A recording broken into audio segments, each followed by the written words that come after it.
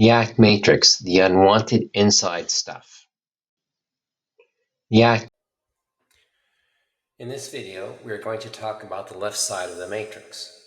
This side of the matrix looks at where we are in a non-judgmental way. What is recorded on the left side are the answers to the questions. We don't judge whether those answers are right or wrong. The lower left side plays a significant role in addressing the unwanted inner experiences that are surfacing within the team and its members.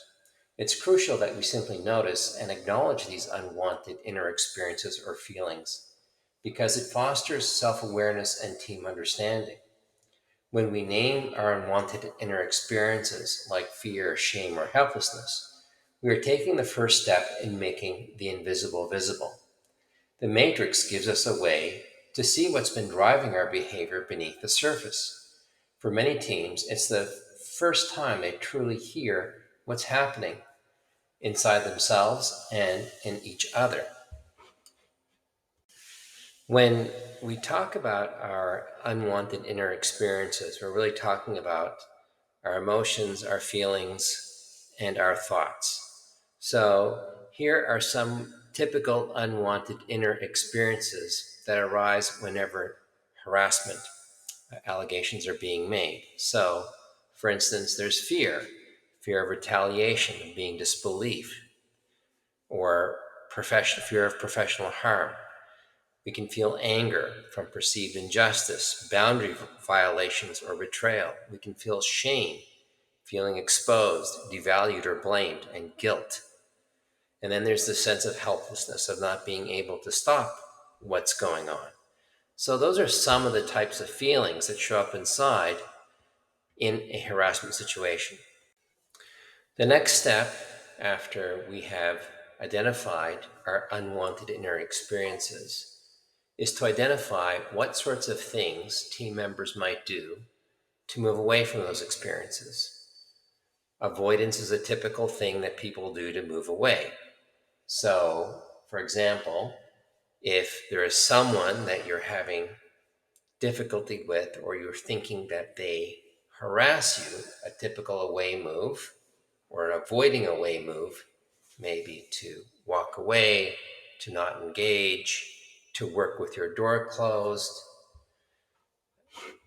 When we talk about away moves, it's important to know that we're not just talking about what the person feeling harassed does to move away from the inside inner feelings, but it's also important to look at the actions the harasser does,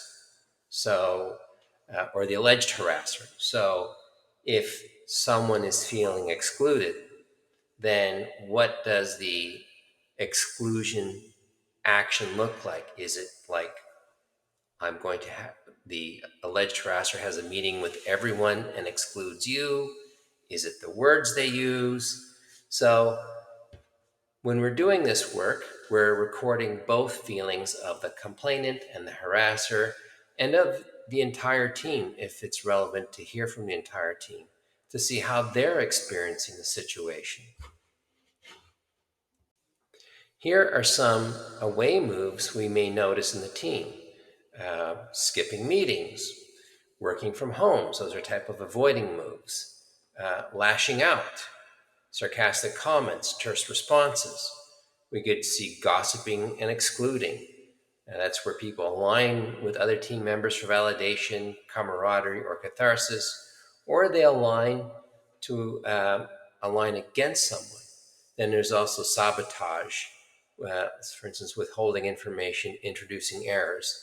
These are some of the away moves we can start to notice. Again, the important thing when we do this work is to notice unwanted inside feelings. Notice what we do to move away from those unwanted feelings. This is different from blaming and trying to determine who's at fault and to decide whether something is right or wrong. The other thing we also start to notice is when we are involved in these unwanted inner experiences and in the away moves, typically our focus shifts away from our shared purpose and toward the conflict between us.